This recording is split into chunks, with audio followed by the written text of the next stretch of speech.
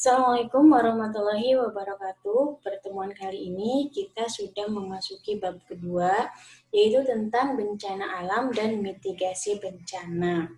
Langsung aja ya. Pengertian bencana. Bencana adalah peristiwa atau rangkaian peristiwa yang mengancam dan mengganggu kehidupan serta penghidupan masyarakat yang disebabkan baik oleh faktor alam dan atau faktor non-alam maupun faktor manusia, sehingga mengakibatkan timbulnya korban jiwa, kerusakan lingkungan, kerugian harta benda, dan dampak psikologis. Sedangkan mitigasi adalah tindakan-tindakan untuk mengurangi dampak suatu bencana. Mitigasi ini meliputi pra-bencana, sebelum bencana, saat bencana, kemudian pasca bencana. Untuk bencana alam yang akan kita pelajari pada bab 2 ini yaitu yang pertama gempa bumi, kemudian yang kedua gunung meletus, tanah longsor, banjir, dan bencana hidrometeorologi. Kita masuk ke yang pertama, bencana alam gempa bumi. Nah, untuk gempa bumi ini kita membahas 4 yang berkaitan dengan gempa bumi. Yang pertama yaitu pengertian gempa bumi, penyebab gempa bumi, kemudian dampak atau akibat gempa bumi, yang bagian terakhir yaitu mitigasi bencana gempa bumi. Kita masuk ke pengertian terlebih dahulu. Gempa bumi. Gempa bumi adalah peristiwa timbulnya getaran dari dalam bumi yang terjadi sebagai akibat dari terlepasnya energi yang terkumpul dalam batuan yang mengalami deformasi secara tiba-tiba. Gempa bumi ini kita sudah sering mendengar, sudah sering merasakan, hanya di sini adalah definisi ilmiahnya adalah seperti ini. Kemudian kekuatan gempa bumi atau alat pengukur gempa bumi, kita sering mendengar berapa kekuatannya, itu memakai alat yang namanya seismograf. Seperti ini alatnya, ya. Kemudian skala yang digunakan untuk mengukur kekuatan gempa bumi adalah menggunakan skala Richter atau disingkat dengan SR yang seperti ini, bentuk-bentuk seperti ini. Nah, itu disebutnya menggunakan skala Richter. Kemudian sedangkan kekuatan atau dampak kerusakan yang ditimbulkan oleh gempa bumi biasa digunakan dengan menggunakan skala MMI.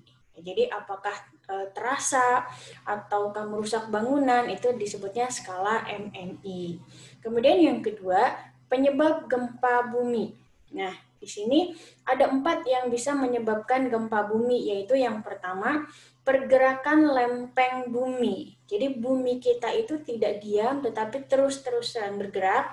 Nah, lempeng bumi ini pola pergerakannya ada 3.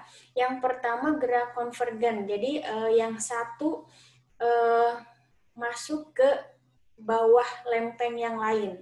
Jadi seperti ini, yang satu masuk ke dalam, yang satu ke atas. Nah, ini pergerakannya memang tidak cepat, hanya sekitar milimeter per tahun. Tetapi kalau setahun, 2 tahun, 3 tahun, 5 tahun, maka di sini pergerakannya akan salah satu, kalau benda padat saling bertabrakan, apa yang terjadi? Salah satu pasti harus mengalah. Makanya di situ terjadilah gempa bumi. Kemudian pola pergerakan lempeng yang kedua adalah lempeng saling menjauh. Ini ya, saling menjauh. Ini teori pada zaman dahulu bahwa bumi itu adalah daratannya satu. Kemudian masing-masing daratan memisah, jadilah kita mengenal beberapa benua, beberapa pulau. Itu teorinya seperti itu. Kemudian gerakan lempeng yang ketiga yaitu gerakan transform. Jadi saling bergeser, saling berbeda, berlawanan arah. Yang satu ke kiri, yang satu ke kanan. Itu juga sama mengakibatkan pergerakan tanah. Kemudian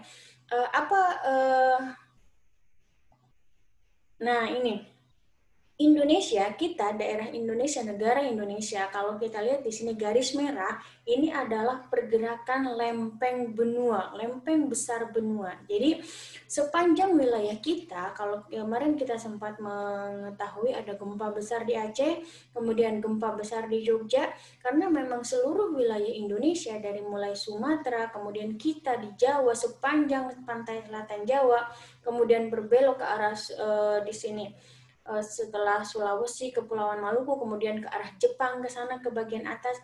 Wilayah kita, Indonesia, ini memang merupakan pergerakan lempeng utama dunia. Kemudian ada lagi di atas Papua. Jadi memang Kalau dibilang negara kita itu yang paling aman dari gempa, disebutnya paling aman, relatif aman, yaitu Pulau Kalimantan. Selebihnya adalah kita merupakan resiko gempa. Ya, itu terkait dengan pergerakan lempeng. Penyebab gempa bumi yang kedua yaitu gunung meletus. Nah, ketika gunung berapi meletus, itu mengakibatkan goncangan. Nah, goncangannya bisa menyebabkan rumah-rumah retak. Yes, gempa lah. Maka di situ terjadi gempa. Kalau tadi pergerakan akibat lempeng bumi disebutnya gempa tektonik, kalau gempa yang disebabkan oleh gunung meletus itu disebutnya gempa vulkanik. Kemudian, yang ketiga, karena pergerakan geomorfologi.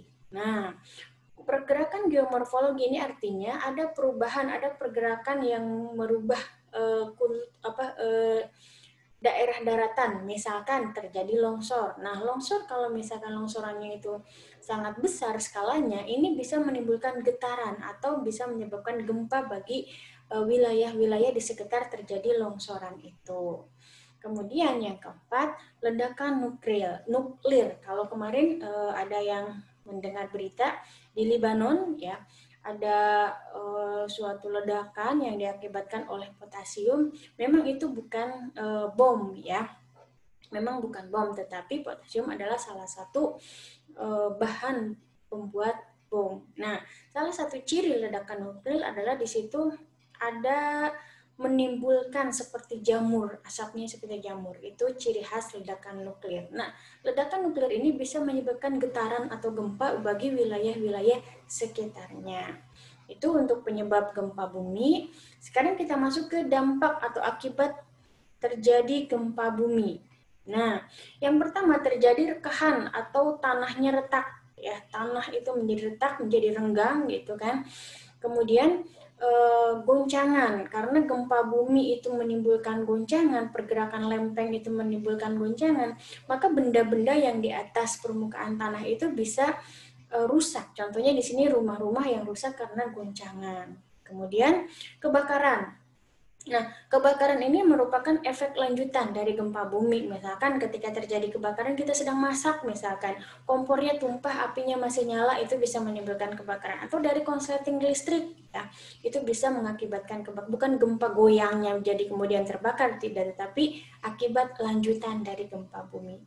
Kemudian contohnya lagi longsor. Nah, kalau tadi penyebab gempa bumi adalah longsor, sekarang longsor yang gempa bumi yang menyebabkan longsor. Jadi tanah bergerak, kalau ada di situ lereng bukit yang tanahnya tidak stabil, maka bisa mengakibatkan longsor di situ.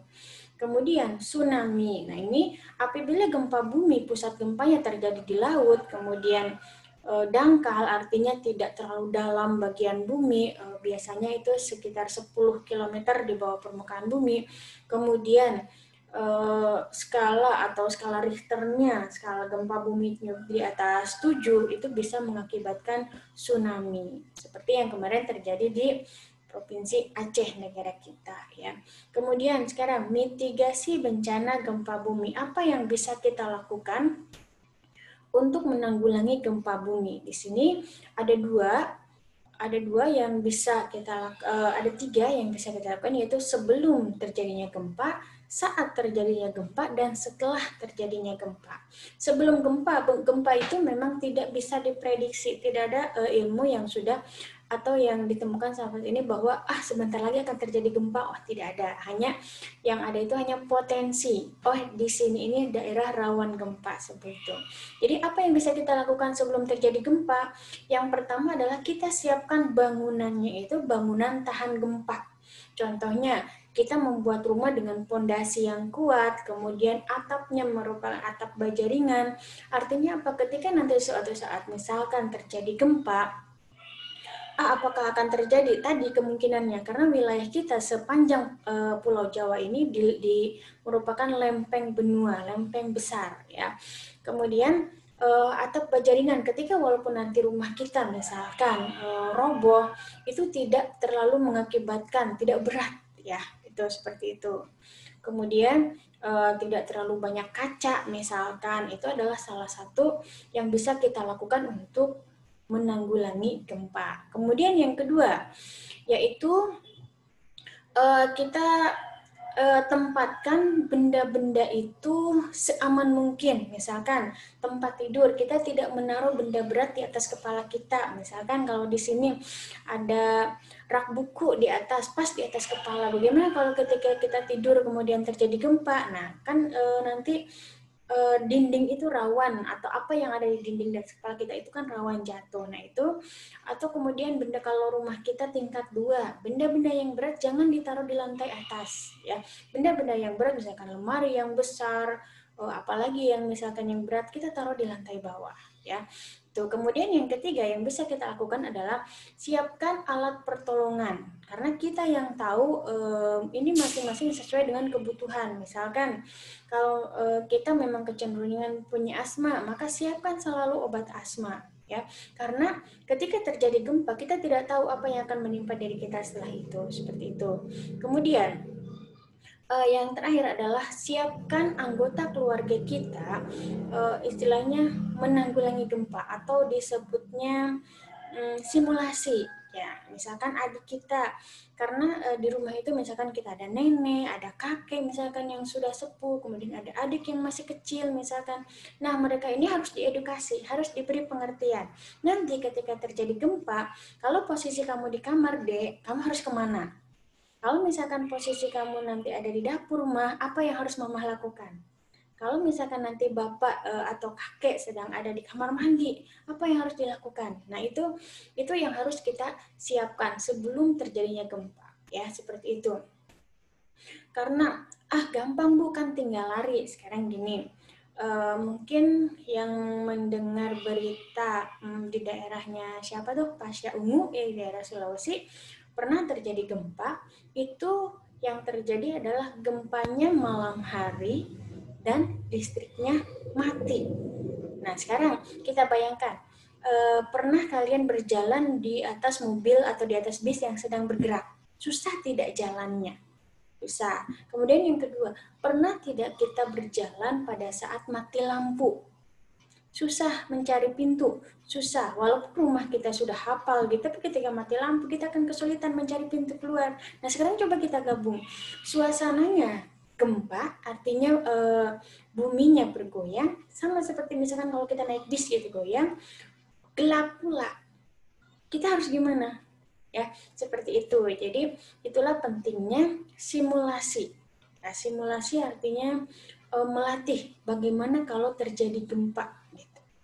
Kemudian, pada saat gempa, apa yang harus kita lakukan?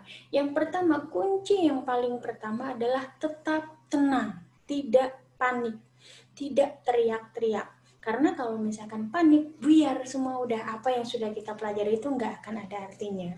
Kemudian, kunci yang kedua adalah selalu lindungi kepala. Apapun yang terjadi, lindungi kepala. Kalau misalkan kita tidak bisa keluar, posisi kita tidak bisa keluar dari rumah karena gempa, misalkan gempanya besar atau misalkan kita terkunci atau gimana, selalu lindungi kepala.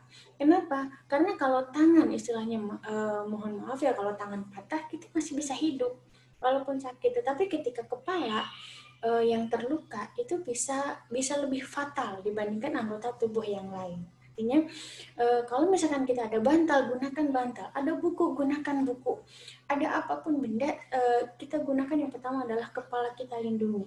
Kemudian kita menjauhi tempat-tempat yang kira-kira akan menjatuhi kepala kita. Misalkan hindari tembok, hindari kaca, atau hindari dinding-dinding, hindari pohon, hindari tempat-tempat yang kira-kira akan runtuh seperti itu. Jadi kuncinya itu adalah lindungi kepala ya dimanapun kita. Kemudian yang selanjutnya adalah antisipasi bahaya kebakaran. Nah, ini tadi, karena gempa bumi itu bisa menimbulkan kebakaran. Kalau misalkan posisi kita sedang ada di dapur, kalau begitu terjadi gempa, usahakan sumber api itu kita matikan dulu, atau sumber listrik itu kita matikan dulu, seperti itu ya, sebisa mungkin ya, untuk mengantisipasi kita dari bahaya kebakaran setelahnya. Kemudian Kalau misalkan kita berada di suatu bangunan lebih dari satu lantai, kemudian di situ ada liftnya, ada eskalator, jangan gunakan dua benda elektronik itu. Selalu gunakan tangga. Selalu gunakan tangga. Bukan lebih lama, tidak. Tangga itu lebih aman. Kenapa? Karena barang elektronik itu bisa macet. Gempa itu bisa mematikan aliran listrik. Ya, kenapa? Karena tiang listriknya juga akan kena gempa. Pada saat itu dia akan mati. Ya, jadi selalu gunakan tangga. Kalau misalkan ketika nanti kita berada di tempat-tempat yang memang di situ ada tangga, ada eskalator, ada lift, gunakan tangga. Ya. Kemudian kalau dirasa cukup aman, carilah tempat yang lapang. Ya, artinya tempat yang lapang itu yang tidak tertutup bagian atasnya. Kalau di sekolah kita bisa memilih lapangan, kalau di rumah kita sesuaikan dengan keadaan rumah kita masing-masing, cari tempat yang lapang, ya, yang tidak tertutup bagian atasnya. Kemudian, setelah terjadi gempa, apa yang harus kita lakukan? Dua, yang pertama, kalau tidak menolong, ditolong. Artinya, kalau kita memang butuh pertolongan, misalkan kaki kita keseleo, misal, atau tangan kita terluka, atau apa anggota tubuh kita terluka, segera minta pertolongan. Tuh, kalau kita memang membutuhkan pertolongan. Atau yang kedua, kalau kita memang dirasa mampu, atau kita masih bisa berdiri, masih bisa berikan pertolongan. Kalau kita lihat-lihat itu ada TNI yang menolong, ada polisi yang menolong, itu beberapa jam kemudian. 1 menit, 2 menit, 5 menit, 10 menit, 1 jam, 2 jam itu kita sendiri, ya. Tetangga kita saling membantu. Nah, itu antara menolong atau ditolong. Tuh. Yang kedua, setelah terjadi gempa, dengarkan informasi dari pihak terkait atau pihak berwenang. Karena ketika terjadi gempa, biasanya jaringan internet juga kacau, jaringan telepon juga mati, listrik juga mati. Nah, itu kita harus, sedangkan informasi pasti akan simpang siur, apalagi kalau gempanya besar. Misalkan akan terjadi tsunami lah, atau misalkan ada gempa susulan lah, itu akan menimbulkan kepanikan. Dan disitulah kunci yang pertama tadi, jangan panik. Yang kedua, tetap cari informasi yang dari pihak yang berwenang. Seperti itu. Nah, itu pemaparan terkait bencana alam gempa bumi.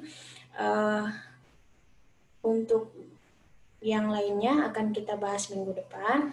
Tugas minggu ini adalah kalian silakan install aplikasi BMKG, sekali lagi aplikasi BMKG di HP kalian masing-masing.